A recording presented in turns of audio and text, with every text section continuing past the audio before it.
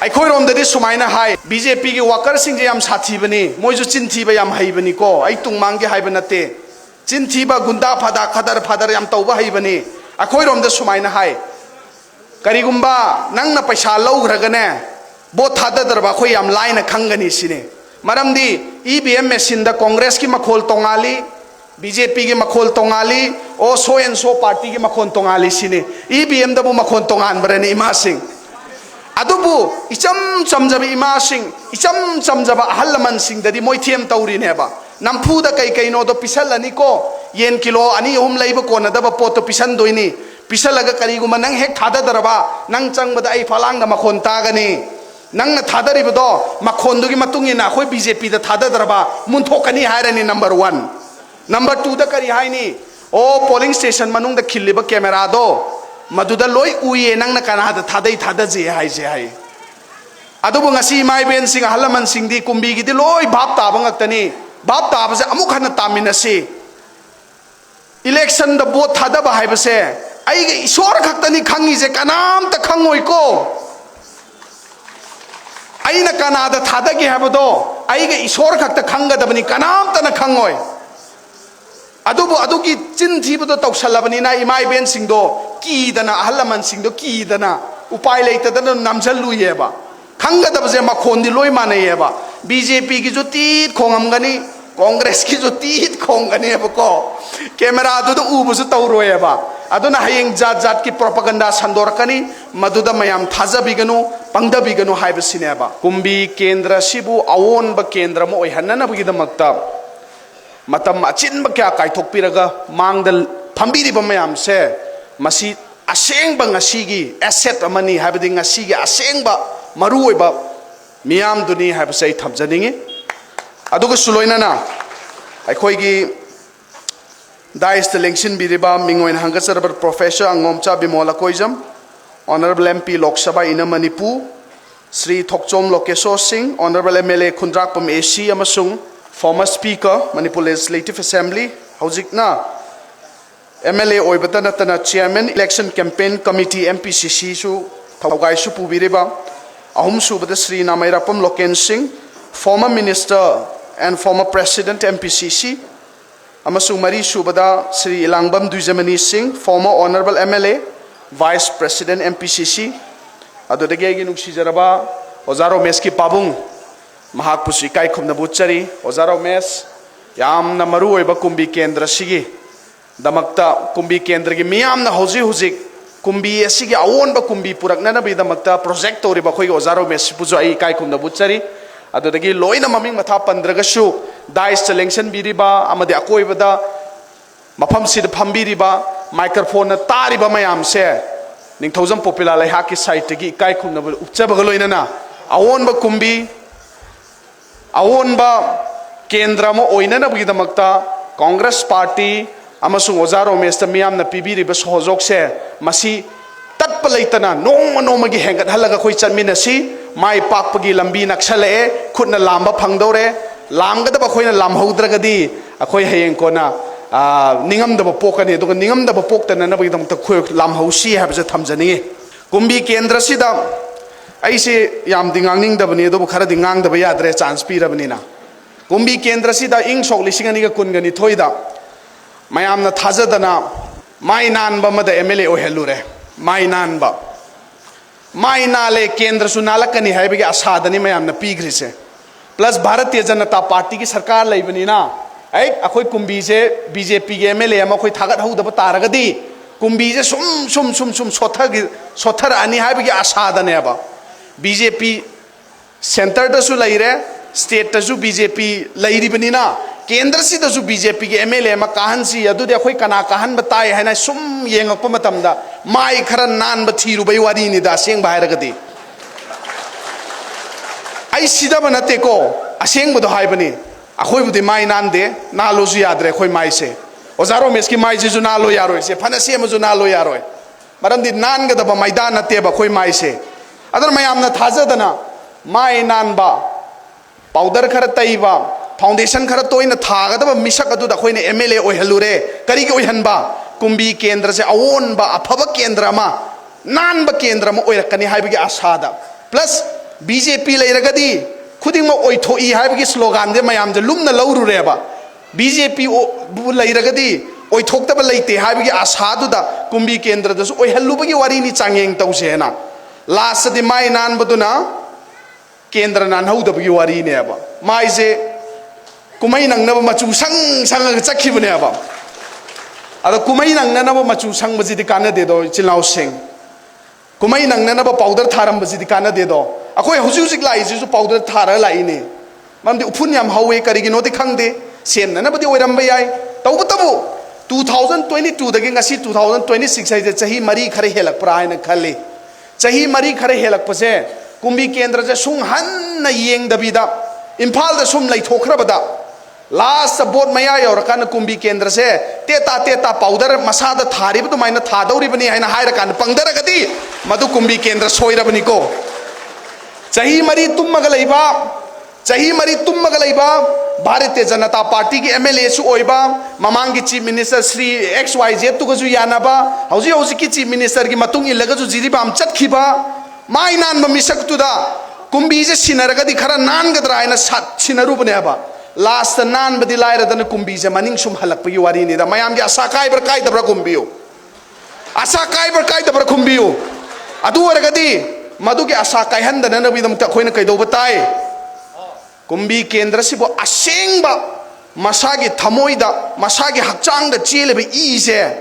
मसीदा यामीबा ममल से असुमना मसागी केंद्र से ममल यामी हैना लौबा मिसक अदुदा खोइ तौगदबनेबा मधुकी मिसक तो कनानो श्री डॉक्टर रोमेश सिनेबा मधुकी पार्टी तो करम पार्टी नो कांग्रेस पार्टी नेबा करिगनो इदे मधु थोइना हाइरुद्रगसु याबरा खल्ली कांग्रेस पार्टी से मयामना नुंगसिबिरगा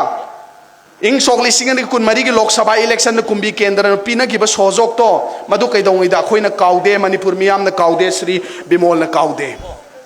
अदुना नत्रा ओजा बिमोलना कुंभीदा तोइना लाइसे करिगिनो कुंभीदा महाकी थमोइ लैबगिनी कुंभी से महाकी अनी सुब युमनी हैना खनबगी नत्रो कुंभीदा लाइसे ओजारो मेसपु नुंगसिबा इसे कुंभी की प्रजा मियाम नुंगसिबा नत्रो कुंभीदा तोइना लाकपा इसे कुंभी नुंगसिबा नत्रो श्री लोकेन करी कुंभी लाई कुंभी नुंगसिबगी नत्रा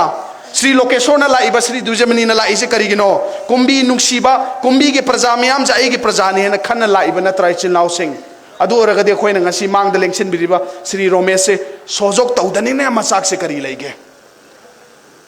अदुनि आइना फोंदोक चनिंगबसे अदना सही मरी तुममग लैरुरबा कुंभकर्णदि था तरु खक तुममी हैना हाइनै मयामना हाइनाबदि अखोइ लाइरिकतसु तम्मी चुम्मिको हलमन सिंह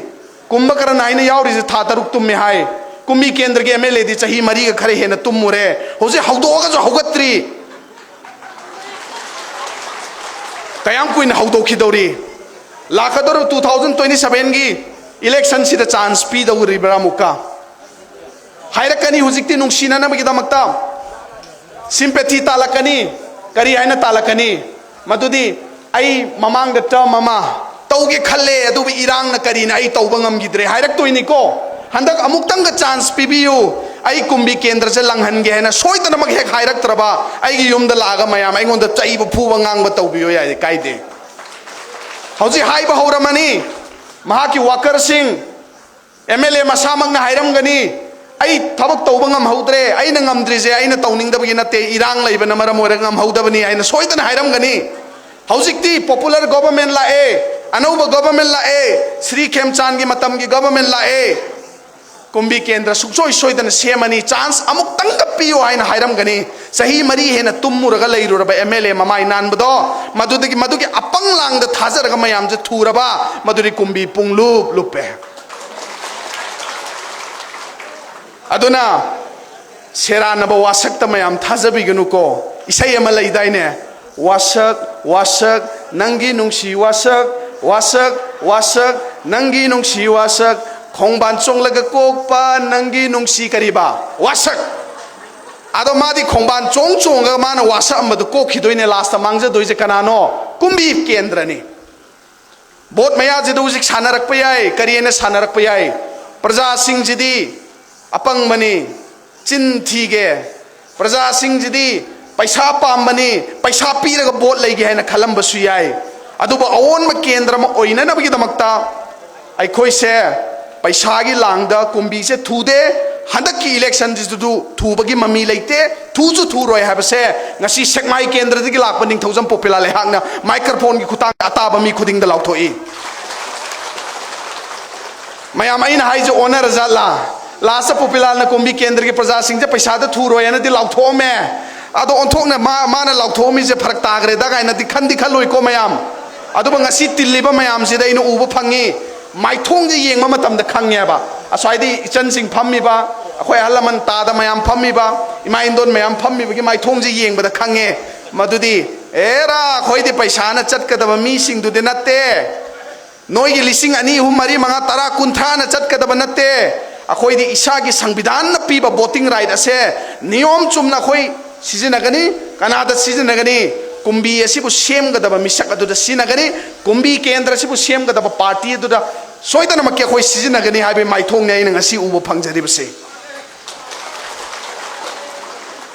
ऐसे खोलाव याम लाउगली चिलाव सिंह इमाई बेन सिंह खोलाव लाउमन मगे ऐसे केस मंगा तरुक लई हुजिक से एफआईआर मंगा तरुक हाइ तारे एफआईआर लईबसे क्रिमिनल केस लईबसे बोर्ड मतम द पैसा याम चंगी खबर द हापदा अदो आइगी क्रिमिनल केस सिद हुरान चिंती तौरुबै नते करप्शन तौरुबगी नते मी हालुबै नते मी फुरुबगी नते आइगी केस सिदी लैपाक मियाम गी दमक खोलाव लाउरुबगी दमक्तने अचुम्बगी खोलाव लाउबद नमथननब होनबद पानब पांजब एफआईआर दुदि पांजौ नंबोदुम पोथोके अचुम्ब खोलाव लाउबगी दमक फाननब पुन्ननब कमांडो थादन पुलिस थाजनदन चाते चनिपान मयाम थाजलग फाननब होनबदो होनजौ थेंगनगे मरमदे आइगी दमक सेक्माई केंद्र खक्की नतन कुंभी केंद्र की प्रजा मियाम सु लेपग लैरी हबसे ngasi मफम सिदगे आई मित्त उब फंगे अहाकी मथक्ते चथरक अत्याचार दा आइगी युमदा आइना अदु तौरमी अदा तौरमी ना पुलिस कमांडो मयाम म थोमजंदना युमदा यहिपग नादुना लैरिबा आइगी इबोक्तदा मखोइना चथब क्राइम पुलिस सिंगदुना चथब थी हुमबगे मथक आइगी का आइगी युम नोंग मथक मखा own मतमदा आइगी box लैगिदब नत्रा कनागी मतमदनो Bharatiya Janata party की मतमदनी मदु ngasisu ai kaudre आइगी थमोइद ngasisu पुरगा थमे आइगी इबोक के अरोइब मथौ मंगम यावब फंगिद्रिबनी करिगिनो मचिन थिजिनरगा अचुम ngangi अचुम खोलाव लाउ हाइसे ai अहाक से फाननब तौबगी दमक्तनी अदुब खोइ मनिंग हनगिदे करिगी मनिंग हनगिद्रिनो आइगी पार्टी की लीडर सिंह खक्ता नतना मणिपुर द लैरबा प्रजा मियाम ना आइगी दमक्ता मफम मफम द मयुम द ईश्वर खुरुमदना ममित मिलु पिरांग सिंथगिबदो मदुगी महैना नि ngasi aina masida lepa phangjaribse adum tawdana ngasi kumbi asida निथौजम पोपिला लेहाक न सेक्माई केंद्र दगी फयेंग हाइरिबा खुंगंग अदुदगी लाबना बॉर्डर अमदगी हाइरिबा आउटर की कॉन्स्टिट्युएंसी का नकनन लैरिबा केंद्र अमद लाइसे करिगिनो अवोन ब थाजबदो तसेंगनमक की हंदक की सिदा ओन ओनन हौसी नत्रगदे मतम थेंगिनी हाइबिगे आसादने न पाउजेल पुरगा लाइसे करिगिनो आइदि लैना से यामने हेंजनग्रे लैना से यामने लुसनग्रब लैना से मतम चाना खोइ लायेंग हौदब तारगदी मतम चाना हाइंग तांथोक हौदब तारगदी मतम चाना मोलोम तै हौदब तारगदी लायोंग जे हेंजनगिदना खोइ मयाम से पाट पुंब तौर कैंसर ओलकनी कैंसर ओलम दाइगी स्टेज सनी खोइ मणिपुर थराक यालग लैरिबसे कुंभी केंद्र कैंसर ओलम दाइगी स्टेज सनी थराक यालग लैरबसे थराक यालिंगे सिदा कन्हौदब तारगदी अखोई कुंभी केंद्र सिबु मणिपुर सिबु कैंसर लैना नाहल्लसे हाबरो इमाई बेन सिंह अमता खुंबियो ए खुमदे कैंसर ना हानिंग माले अमुक्तंग खुंबियो इमाई बेन सिंह इपाई पन सिंह अमता खुंबियो मखोल हौदे अमुक्तंग खुंबियो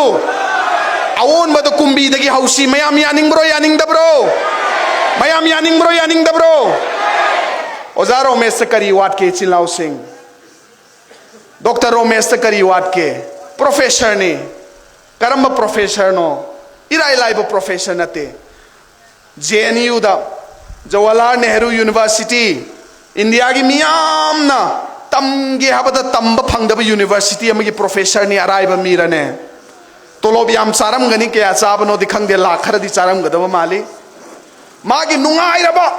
कंफर्टेबल ओइबा मसागी हिंगबदा लेम पान कोनरगदब मिसक अदो मागी नुंगाइबा कंफर्ट जोन अदो थादो अमगा असुक्की मतिक अराइब ओइदब इलेक्टोरल पॉलिटिक्स खोंदारी से करिगिनो अखोई वाहंग हंगबम थोक्तब्रा इमा सिंह JNU की प्रोफेसर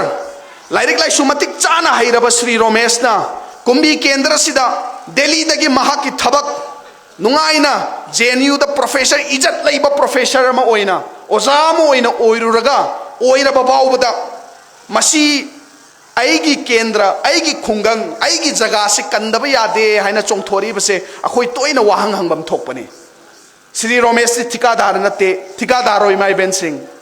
श्री रोमेश JCB लोइब मीसु नतेना श्री रोमेश पु तता लोइब मीरो JCB ड्राइवर रो नतेना श्री रोमेश ममाइद पाउडर थाबजु हाइते श्री रोमेश केरगा मचिन थीब ngangbजु हाइते मरमदि ओजादि मचिन थीदबने यानिंगी को मयाम ओजा हाइबसि चिन थीदबने ओजा हाइब सिनफम जे चिन थीब याब सिनफम नते आइगी नुक्सिजरब याम पारी लैरि माक्सु ओजानी दना श्री रोमेश की मनाउ नुपासे ओजा ओइबद चिन थीरग ओइब याब्राम ता हंगबियुने ngasi mangda lengsin birebi mai ben sing aigi inau sing ahalaman sing maraksida oza oiba mayam yoram gani chin thiraga oza oiba yabrane yade ko madi thikadar sunate yamna senjau paiba karorpati sunate JCB loiba mi sunate o election gi mingda mi gi khongban lupan kotana tauraga leiba mi sunate oza oiraga छात्र मयाम मणिपुर की काचिन कोयादगी India की काचिन कोयादगी अतोप country दगी लाग तम्मीब university दा ताग लैजबनेबा निंग तमना मागी हिंगनबगिदमक्ता पैसा वाते वाटपरने वाते को मसागी नुंगाइना शांति लैब पुंसी मा हिंगनबगिदमक्ता मावंदा अवाटप लैतेबा अदुबु मदु मयाम द तुंगोइनरमगा कुंभी केंद्र हाइरिबा मफम असिदा आइगी पोक्नफमनी आइगी पोक्नफमदे ngasi de leika tare लेखा ताब से हेंजंद्रिंगैदा आई मसी थोरागा इलेक्शन से थेंगाइनरगा मियाम की सेवा तौदब यादे आईगी नुंगाइब मयाम अमा थादोअमगा असुक्की मतिक यामना कॉम्प्लेक्स ओइबा यामना अवाब मफम की सिनफमने इलेक्ट पॉलिटिक्स हाइबसे चिनाउ सिंह मसीदा चोंधरी से करिगिनो आइखोय मयाम से कन्मिनदा यादे हाबगी नत्रो मथंदगी सुविधागी दि ओइरमोइना कुंभी केंद्र से सेमननबगी दमक्ता नत्रो अदुनि इमाई बेन सिंह नुंसीजर बहलमन सिंह निंहन नबीगनो मनिंग हनबीगनो चेलिबा खोंजेल से खितंग हन यांहन से मतम नक्सले खोमजन जी तासन जी फाजन जी पुंजन जी तौबतबु अखोई फेक प्रॉमिस चिन थीरगा खोइदी वासकपदुदे खोइदी तौगदब मी सिंगदि नत्तेदना खोइ मयामदि तौगुमसी मोइगुमाइना हौजिंग सायने येंगबदा जिरी लंबीदा चटखरे जिरी रोमदा चटकनी हैना स्कोट मयाम अम पूरगा चटखरे अदोमदगी हलक्प मतमदा करिगुम कुंभी केंद्र बोट खोम मतमदा आई चाही मरी करीमता तौबंग मुद्रे चांस अमग पियु आई मथंग फजन तौगे है करिगुम हाइरक पतारबा मियाम करीमता खुंबिरुनु होई सो हाइरुनु माई सो हाइरुनु इलेक्शन की नुमितुदा नंबम थोप कित कित नमग्र लोइरे कनादा ओजा रोमेस्ता अखोई रोमददी सुमाइना हाई BJP की वर्कर सिंह जे याम साथीबनी मोइजु चिनथीबा याम हाइबनी को आई तुंगमांगे हाइब नते चिनथीबा गुंडा फादा खदर फादर याम तौबा हाइबनी अखोई रोमद सुमाइना हाई करिगुम्बा नंगना पैसा लौग्रगने बोट थाददरबा अखोई याम लाइना खंगनी सिने मरमदी EVM मशीन दा कांग्रेस की मखोल तोंगाली BJP की मखोल तोंगाली ओ सो एंड सो पार्टी की मखोल तोंगाली सिने EVM दबु मखोल तोंगान बरने इमा सिंह अदुबु इचम चमजब इमा सिंह इचम चमजब अहलमन सिंह ददी मोइथेम तौरीनेबा नमफुदा कई कईनो दो पिसलनी को येन किलो अनि ओम लैब कोनदब पोतो पिसन दोइनी पिसलगा करिगुम नंग हेक थाददरबा नंग चंगबदा आई फलांग मखोन तागनी नंग न थादरिबदो मखोनदुगी मतुंगिना अखोई BJP दा थाददरबा मुनथोकनी हायरनी नंबर 1 नंबर 2 दा करी हायनी ओ पोलिंग स्टेशन मनुंग दा खिल्लिबा कैमरा दो मधुदा लोई उये नंग न कनादा थादई थादजे हाइजे हाइ अदुबु ngasi माइ बेन सिंह हलमन सिंह दी कुंभी गी दी लोई भाप ताब ngक्तनी भाप ताबसे अमुक हन तामिनसे इलेक्शन द बोट थादब हाइबसे आइगे ईश्वर खक्तनी खंगी जे कनाम त खंगोई को आइना कनादा थादगी हाबदो आइगे ईश्वर खक्त खंगदबनी कनाम त न खंगोई अदुबु अदुगी चिन थीबदो तौसलबनीना इमाई बेन सिंहदो कीदना अहलमन सिंहदो कीदना उपाय लेतदना नमजलुयेबा खंगदबजे मखोंदी लोई मानयेबा BJP की जो तीत खोंगमगनी कांग्रेस की जो तीत खोंगनी बको कैमरा अदुद उबसु तौरोयबा अदुना हयेंग जात जात की प्रोपेगेंडा संदोरकनी मदुदा मयाम थाजबिगनु पंगदबिगनु हाइबसिनेबा मोइना येले तंगाई फदना लौदा याद्रे लौरुद्रगा नुंगाइत्रे पापुनी हायरगना लौथोकपिरो तंगाई फदना लौदा याद्रगदी मैं वाब मतमजिदा नत्रा अखोई चाही मंगी मंगा मोइना चाथोकिबा मयामदो येलागदी लौ तामने करी उपाय लै ख्वाई फबदी लौद्रगबुदी फै अदुबु लौनिंगदबा हाइबदी लैतेदना इतैमा नत्रा पिरादी याम लौनिंगबनेबा लौथोबा मरमदी चाही मरी हेना अखोई पैसा लोई चाथोकपिग्रबनेबा लौथोबा को लौदा याद्रे हदी लौरोबा लास्ट लौर मतुंगदने ओ थादनी थादनी दि हाइरेदना पोलिंग स्टेशन मनुंगदा आइना अपाम्बा डॉक्टर रोमेश तो खुबाक तो की नममग लोइरे वारी लोइरे असेंग मनी को इन हाइरिसे अदुना मयाम हेना कन्न होनमिनसी अहाक सुंगसी लाक्चरी आइगे लीडर सिंग मतुंग इलगा लाक्चरी मतुंग तारकपदसु दरकार लैबै मतुंग इन अखोई लाके कांग्रेस पार्टी की अखोई नुंसीजरबै चिल्लाव सिंगदी इलेक्शन की मिंगदा अखोई हिंसा तौगुमसी इलेक्शन की मिंगदा अखोई चिंथीरगा मखोईगुमना तौगुमसी इलेक्शन की मिंगदा अखोई चक्चा हिजानब यू पिथक्पा गुरी पिजब फोर पिजब तौबदो मोइना तौजसनो अखोई तौगुमसी करिगिनो अखोई खुनाई सेमजे कुंबी सेमजे न थोरी नत्रो अदुगा मखोइना तौरिबा फत्तबगी मतुंग अखोई इनगुमसी अखोई चुमना तौसी करीगी चुमना तौदोरिनो हायगदी श्री राहुल गांधी ना पामबसे मान हाइगिबा लै नफरत की बाजार में मोहब्बत का दुकान खोल रहा हूँ है बने हाय बदी येकनबना पिक थल्लबा कैथेन सिदा नुंसीबगी पोफम फम लाकपनी आईदी है ना ngasi kumbi kendra sida congress ki nungsijabi chilau sing ozaro mespu nungsijabi chilau sing mayam sina nungsibagi kaithel nungsibagi potpham akoi phamje yeknabagi maru akoi di hungum si moina phattaba tausanu akoi gi aphaba mayam duna moi gi phattaba do utwaina khumjalaga kumbi kendra se aphaba chaukhatpa nisapa sadagi lapthokpa